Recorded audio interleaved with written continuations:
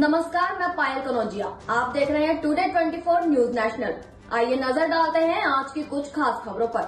संदेश खाली मामले को लेकर बवाल पश्चिम बंगाल में। आपको बता दें कि कई दिनों से संदेश खाली के कई मामलों में महिलाओं के ऊपर ना छेड़खानी का नहीं रेप की बड़े बड़े घटना हुआ, जिसको लेकर प्रधानमंत्री से लेकर गृह मंत्री अमित शाह ने भी बंगाल में आकर कड़ी आवाज उठाई तृणमूल के खिलाफ। लेकिन आज पश्चिम बंगाल संदेश खाली के महिला लोगों ने बोल रहा है कि हमको मालूम ही नहीं था, एक सफेद कागज पर दस्तखत करवाया बीजेपी के लोगों ने, लेकिन संदेश खाली महिलाओं को ऊपर कोई छेड़खानी कोई रेप कुछ नहीं हुआ। सनसनी यही वीडियो आज तृणमूल की सोशल मीडिया पर दिया गया और इसको लेकर बंगाल तथा पश्चिम बंगाल की तृणमूल की वरिष्ठ नेता लोगों ने कड़ी से कड़ी टिप्पणी की और आवाज उठाया। आपको बता दें कि कौल सुरेंद्र अधिकारी को बकुरा के सिमलीपाल में थे हजारों महिला लोगों ने संदेश खाली यीशु को लेकर कड़ी से कड़ी आवाज उठाई और विरोधी दल नेता भाजपा की शुभेदु अधिकारी ने उसको गाली गलौज भी की। इसको लेकर बड़े से बड़ा बवाल हुआ।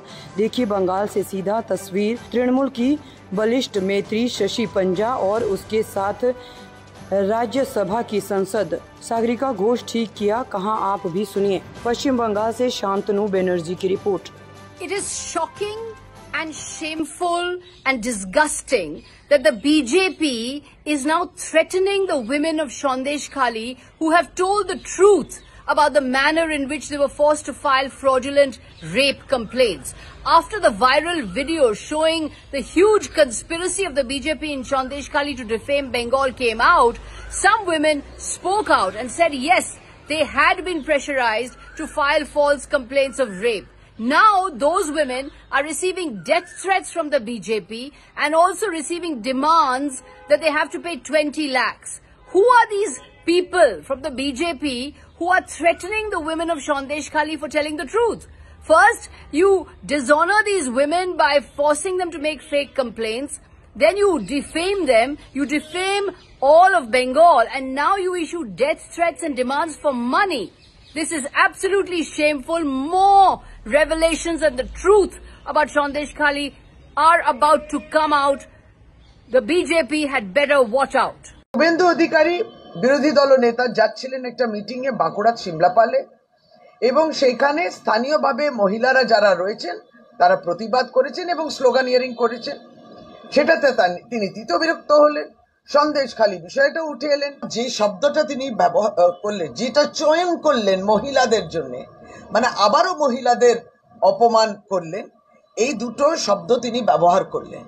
আমরা এটাই বলতে চাইছি, তার বিরুদ্ধে গুরুতর অভিযোগ। মহিলারা অপমানিত। এই চিত্রনাট্য তিনি রচনা করেছেন এবং পুরোটি ওইখানকার মণ্ডল সভাপতি, স্থানীয় মহিলা নেতৃত্ব তারা সেটাকে ক্যারি করেছেন এবং এই কাহিনীটা এই রূপ নিয়েছে যেটা পুরোটাই অসত্য। কিন্তু এবার যেটা হচ্ছে যে তিনি নিজে সরাসরি অসংসদীয় ভাষা গালাগালি করছেন মহিলাদের।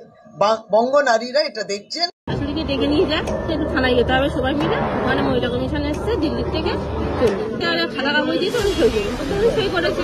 অভিযোগ ছিল আমাদের রান্নাঘরের এই অভিযোগ ছিল, কিন্তু পরে করে জানতে পারলাম যে উনি 4-5 জনের নামে কেস করেছে যে আমাদের মধ্যরাতে এসে রেপ করতো বা আমাদের গালিগালাজ দিত, আমাদের রাত্রে পাঠিয়ে বসে দূরে নিয়ে যেত। এটা জানতে পারলাম। সেটা আমাদের মধ্যে কোনো কিছুই হয়নি বা আমাদের তো ঘটেইনি। সেটা মিথ্যে অভিযোগ করে এটা আমাদের সাজানো হয়েছে। মহিলা কমিশন ছিল, ওদের সঙ্গে আমরা গেছিলাম, ওরা দেখেছিল তাই গেছিলাম। তখন বলতে আর কোনো অভিযোগ নেই। আমি বলি না, আমার কোনো অভিযোগ নেই। তারপরে তাহলে তুমি ওই খাতাটা সই করিয়ে দাও। বলতে আমি ওই একটা খাতা কাগজে সই করে দিয়েছি। পরীক্ষা আছে আমাদের পাড়ারই মেয়েরা ছেলেরা অবশ্যই পার্টি